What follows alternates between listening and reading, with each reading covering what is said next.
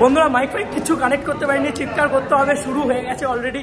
Just now আমি দেখলাম, দেখে বেরিয়েছি।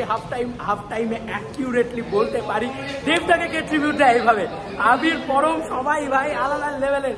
দেবদাকে ট্রিবিউট জিদ্দা দেবদা একসঙ্গে এই কুমেরাং ছবিতে আনবিলিভেবল জায়গাপত্র হয়েছে ভাই। এই মজাটা আমি বলবো, ওপেনলি বলছি।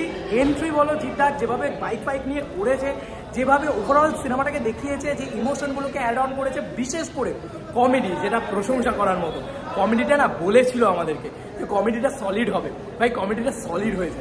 এক কথায় বলতে গেলে কমেডিটা জমে একদম জমে গেছে যাকে বলা যেতে পারে। কমেডিটা এক কথায় জাস্ট দমদার কমেডি।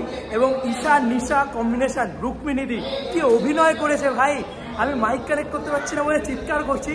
লিটারেলি রুক্মিণীদি ফাটিয়ে অভিনয় করেছে। দুর্ধর্ষ একটা পারফরমেন্স তোমরা রুক্মিণীদির পেতে চলেছো। জিদ্দা ভীষণ সার্টেল, জিদ্দা ভীষণ ভালো লেগেছে। দেবচন্দ্রিমাকে আমার খুব ভালো লেগেছে, আয়েশাকে খুব ভালো লেগেছে। তারপর সৌরভ দাস, ওটাই কমিক টাইমিং সৌরভ দাসের তো মারাত্মক, সেটাই সৌরভ দাস আবার করে দেখিয়েছেন। তো এটা একটা মারাত্মক দিক বলা যেতে পারে। এর সঙ্গে সঙ্গে ভাই সাহেব জিদ্দা কিছু দেখিয়েছে, বাংলায় পাপ লেভেলের জিনিসপত্র দেখিয়েছে। সত্যি কথা বলছি, বাংলা পাপের জন্য এরকম জিনিসপত্র দেখেনি। বাংলা সিনেমায় এসব কিছু, একটা রবট থেকে শুরু করে, ল্যাব থেকে শুরু করে, তার বাইক থেকে শুরু করে, তার যে সমস্ত জিনিসপত্র, যেভাবে হাত ছড়াচ্ছে, এরকম সব ভিএফএক্সের জিনিসপত্র, কেন ছবিটা হতে সময় লেগেছে লিটারেলি বোঝা যাচ্ছে। সিনেমাটা ব্লকবাস্টার হবে, কারণ অডিয়েন্স রিয়াকশন নিলাম। অডিয়েন্স হাফ টাইম অব্দি এনজয় করছে, হাসছে, গল্প করছে, এটাই ইম্পর্টেন্ট। ফ্যামিলি দর্শক, বয়স্ক দর্শক, তারা এনজয় করছে, এটা কিন্তু খুব দরকার ছিল।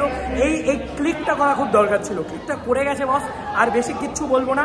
আমি এখন আবার বুমেরাং দেখতে ঢুকছি, অলরেডি শুরু হয়ে গিয়েছে, চাই তাড়াতাড়ি যাই। দেবদাকে যখন দেখিয়েছে ভাই, আমি আবার বলছি, আমার ভীষণ ভালো লেগেছে, দেবদাকে দেখিয়েছে সিনেমার ভিতরে, আর কিছু চাই বলো।